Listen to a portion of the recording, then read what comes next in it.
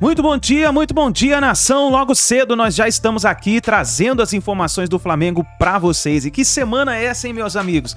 Flamengo conseguiu uma vitória gigante em cima do Fluminense por 2-0 e agora nós temos a vantagem. Basta o Flamengo empatar ou pode até perder por um gol.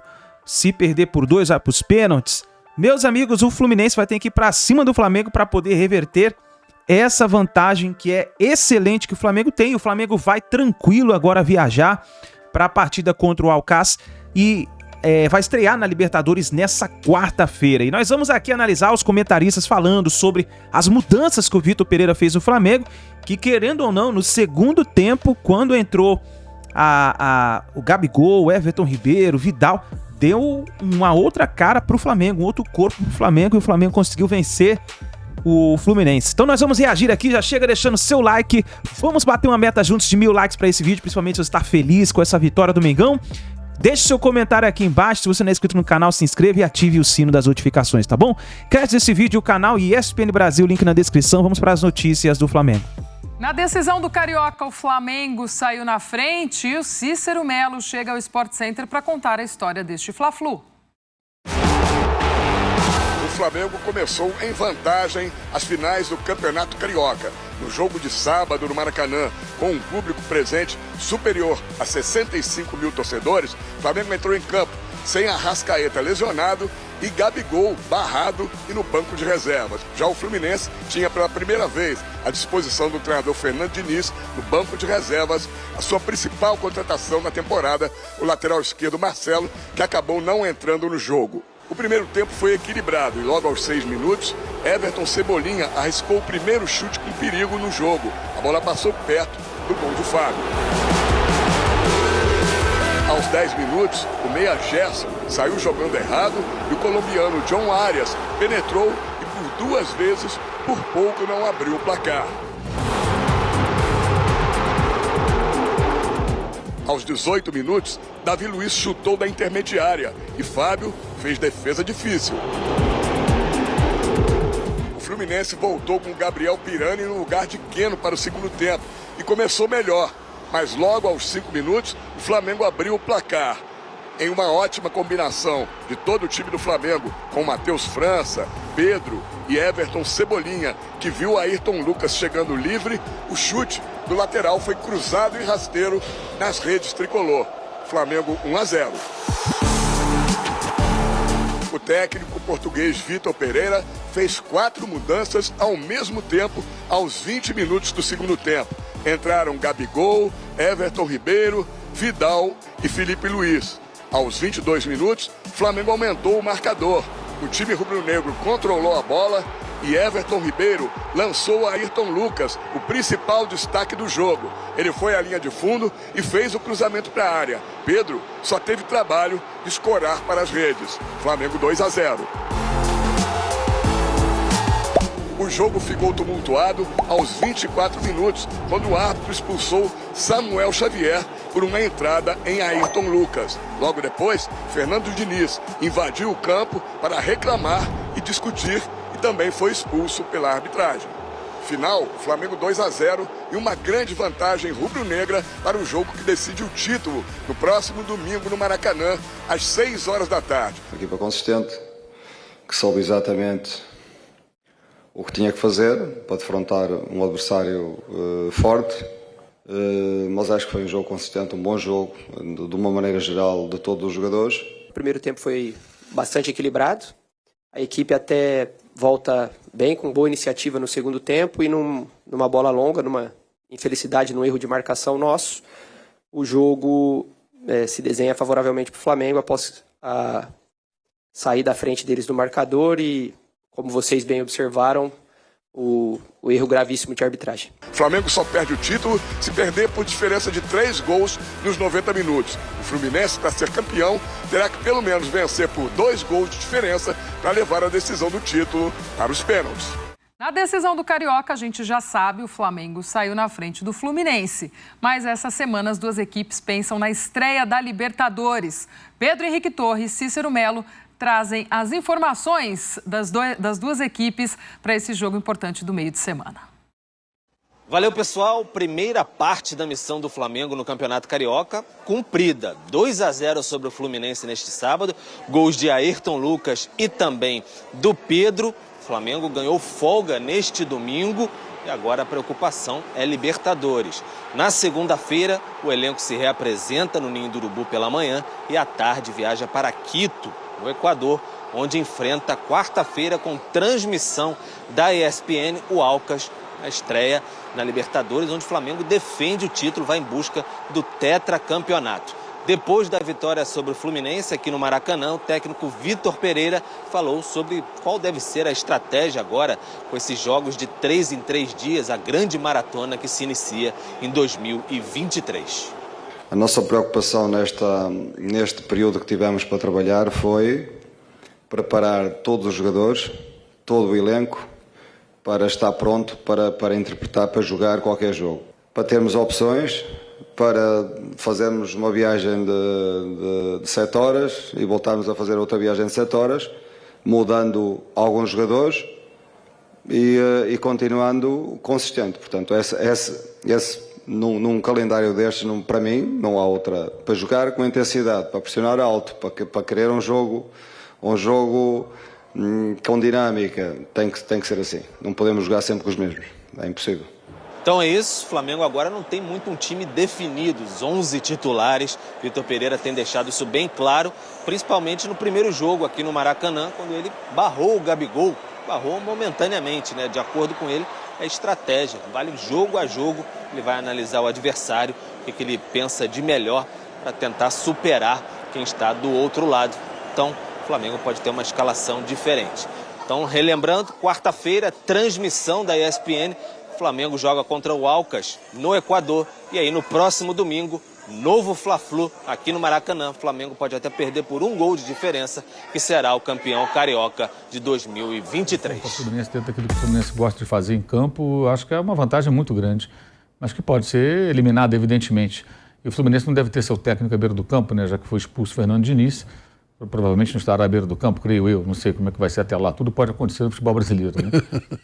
Eu achei que, assim, o primeiro tempo o Fluminense conseguiu neutralizar. O Flamengo foi escalado para jogar da maneira como tinha jogado o outro Fla-Flu, né? Mas não conseguiu fazer aquela pressão lá no campo de ataque que dificultou muito o Fluminense no jogo anterior. E o Fluminense que conseguiu até a hora da parada técnica lá, uns 20 e poucos minutos, o Fluminense foi melhor. Mas criou muito pouco, né? A melhor chance foi uma chance com um erro crasso do Gerson, uma bola que ele deu na fogueira, e o Arias parou no Santos. E depois tem 2 lances que a gente viu ali do Cano, os 2 ele estava impedido. 2 finalizações, mas as 2 já não valiam. O Bandeirinha tinha marcado já impedimento e o impedimento aconteceu em ambas as jogadas. Depois da parada técnica, o Flamengo melhorou, teve a chance ali com o Pedro. Essa outra jogada pela esquerda, já estava claro ali que o Ayrton Lucas era o jogador mais perigoso, a válvula de escape. Teve essa outra bola aí com o Matheus França, mas ele não consegue arrematar. Chegou rápido ali o Alexandre, ele conseguiu cortar. E chutes de média distância, Davi Luiz e tal. Aí no segundo tempo o Flamengo fez o gol rapidamente, teve a primeira chance pela direita com o Matheus, ele não passou a bola. Na sequência a bola volta para ele, a bola longa, né? E ele fez o passe pro Pedro. O Pedro trabalhou ali no pivô, o Cebolinha serviu a Ayrton Lucas, que fez o gol. Muita gente discute ainda, o Flamengo joga com 3 zagueiros e tal, pode, não pode. Eu acho impressionante essa discussão, uma coisa incrível que em 2023 se discuta isso. O time tal não pode jogar com 3 zagueiros. Por que não pode? Qualquer time pode jogar de qualquer maneira. O sistema de jogo vai, desde que seja eficiente, que o time seja bem treinado e preparado para jogar daquela forma, ele pode jogar a linha de 4, 3 zagueiros, pode jogar como for, com ponta, com meia, com 2 meias. A questão é funcionar, o time ser bem preparado. Isso demanda um certo tempo. E o jogador que tem sido decisivo, ele tem uma certa facilidade para jogar no apoio, justamente porque ele joga protegido por um sistema com 3 homens na primeira linha defensiva e vai embora, aproveita aquele corredor esquerdo que é o Ayrton Lucas, né, que fez um gol, deu passe para o outro gol, já tinha feito um contra o Vasco, criou outras jogadas de perigo para o seu adversário. Acho que foi um segundo tempo bom do Flamengo. Não tem muitos problemas do Flamengo, muito distante, mas aquilo que a gente falava aqui na sexta-feira, inclusive, acho que se comprovou. O tal favoritismo destacado do Fluminense foi um exercício de imaginação. O Fluminense não é um time, até agora, nesse ano, tão consistente assim, que faça seguidas partidas de imposição. Teve algumas goleadas, Bangu, Volta Redonda, mas também perdeu por Volta Redonda 2 vezes, perdeu por Botafogo. Não foi melhor do que o Flamengo na vitória por 2-1, não fez um grande jogo. E ontem, acho que também o Fluminense ficou aquém. Houve reclamações ali do Fluminense por a não expulsão do Léo Pereira, depois teve a expulsão do Samuel Xavier. Achou que o Léo deveria ter sido... Eu acho que a expulsão do Samuel Xavier, para mim, ela é clara porque é um pisão, né? Um pisão no tornozelo. A do Léo Pereira, eu acho que é um lance muito mais interpretativo, porque a questão era uma clara chance de gol ou não? Tinha 2 jogadores chegando na cobertura, quando ele não tem o domínio completo da bola, uma disputa. Mas se desse o cartão vermelho também não seria nenhum absurdo. Acho que ali é a interpretação do árbitro. E ele achou que não era lance para cartão, vermelho, deu o cartão amarelo. Não acho que seja um lance assim indiscutível. Acho que é um lance mais interpretativo. O outro lance acho que não. Como no lance, no outro Fla-Flu, até antes que alguém diga, tá falando porque é o Flamengo, tem que logo pensar nessa bobagem, que sempre tem um bobo assistindo que fala esse tipo de coisa. No Fla-Flu, o Flamengo teve um gol anulado, eu disse aqui e repito, foi bem anulado. Houve um pisão do Matheus França no pé do André, na origem do gol do Gabriel. E o Flamengo tomou a virada e perdeu o jogo. Eu achei que ontem, a do Léo Pereira acho que é mais discutível. A outra eu acho que não dá. E o Samuel Xavier já tinha dado umas enxadadas no Ayrton Lucas, que apanhou bastante ontem, porque era o cara que mais estava levando perigo. E há de se registrar também o comportamento do Fernando Diniz, né? Que eu achei muito ruim.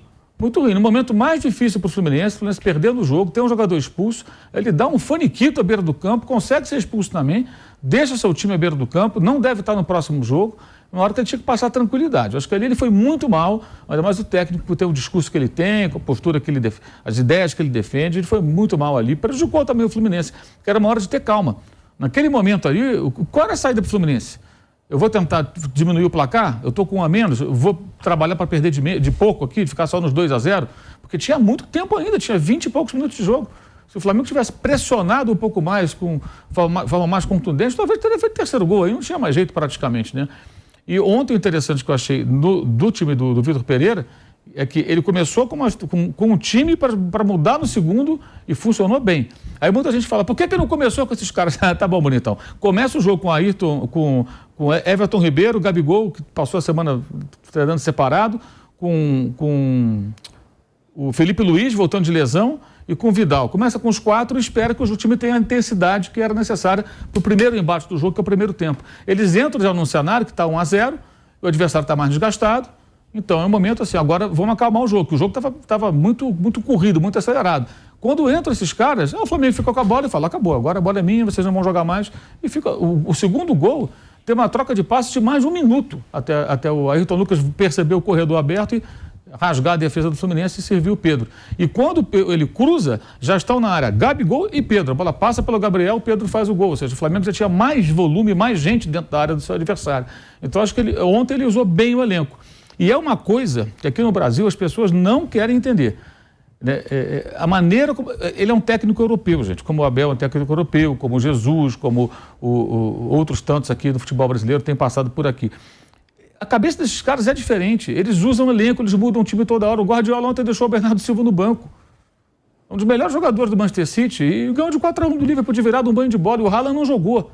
Aí discute se o City deve jogar com o Haaland. Eu acho um absurdo. O cara tem 48 gols em 43 jogos. Aí se deve jogar ou não, eu acho que, independentemente de qualquer outra coisa, a eficiência dele é absurda.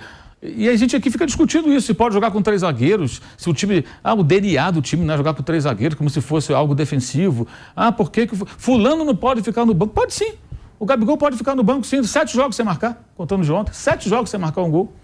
A fase dele não é boa, ele voltando de uma semana de recuperação física. O Everton Ribeiro não tem jogado bem. Agora ele entrou para jogar 20 minutos, marcou, apertou.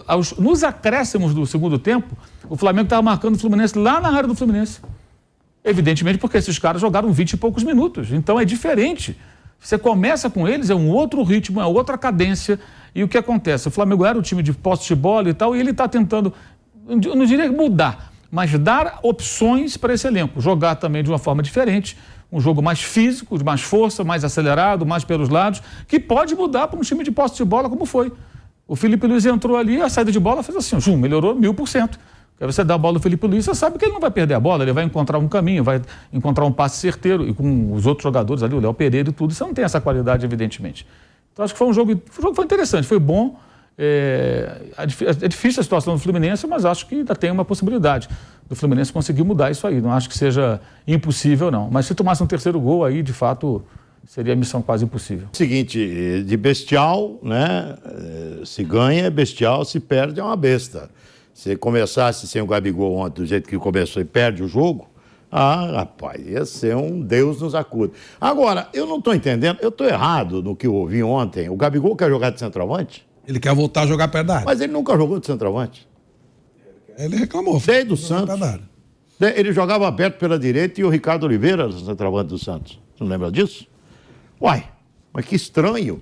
Eu acho que essa dupla aí não pode ser desfeita. Eu acho que o Vitor tem que dar um jeito de manter essa dupla Pedro e Gabigol. Esses dois caras... O Gabigol não pode ser reserva nunca, na minha opinião, do Flamengo. Um cara que decide tanto quanto ele, sabe? Jogador decisivo, jogador que encara, jogador que não pipoca. Momento de decisão, ele vai fazer. Eu acho que ele fez falta na Copa do Mundo, esse rapaz. Copa do Mundo, torneio de um mês, eu gosto de jogador assim. Eu gosto de jogador que morde a bola numa Copa do Mundo de tanta vontade de ganhar o jogo. Então, ele que deu um jeito de escalar os dois. Sabe um cara que eu acho que vai voltar e vai voltar como titular do Flamengo e vai ter que arrumar um jeito para ele colocar? É o Bruno Henrique. O Bruno Henrique é um jogador espetacular. No Flamengo. Já começa o brasileiro? Ele deve voltar começa, né? no jogo do Grêmio, Curitiba, me parece que é. É o primeiro jogo, né? Primeiro jogo. Ah, então. Não um titular, né? Mas tá aí a disposição. É o tipo do cara que a hora que ele entrar, e eu acho que ele tem muita vitalidade física, ele vai retomar aquela vitalidade dele, ele não sai de titular do Flamengo. O Flamengo, o Gabigol caiu de produção sem o Bruno Henrique. Para mim ele é um jogador, o fundamental ali era o Bruno Henrique, ele que dava toda aquela vitalidade e dinamismo. Para jogar Cebolinha e Bruno Henrique? Não, o Cebolinha é banco para mim. Não, um de cada lado? Não. Não dá? Dependendo muita gente. Ele teria que adaptar o Cebolinha no lado direito, né? Aí o Everton. Algumas vezes, né? Onde põe o Everton? Então tá aí, nação, essas foram as notícias do Flamengo agora cedo pra vocês. Então já chega aqui, já vai deixando o seu like. Se você não é inscrito no canal, se inscreva e ative o sino das notificações. E agora, meu amigo, é pensar na Libertadores da América. O Flamengo vai estrear na Libertadores 2023 e vai enfrentar o Alcas. E, meu amigo, eu creio que vai ser uma partida... Vai ser difícil pro Flamengo, mas o Flamengo tem que se preocupar com a Libertadores já pra fazer bons jogos no início e ficar mais tranquilo para poder assim continuar o campeonato, vencer o Campeonato Carioca e continuar mais tranquilo na Libertadores, né? O Flamengo já precisa fazer pontos logo nas primeiras partidas para ficar mais tranquilo. Então eu gostaria que você escrevesse aí nos comentários. Vamos agora pensar nessa partida da Libertadores, já arrisca o placar aí nos comentários e vamos ver qual vai ser o time que o Vitor Pereira vai escalar para essa partida da Libertadores. Então, muito bom dia para todos vocês e daqui a pouquinho a gente se vê no próximo vídeo.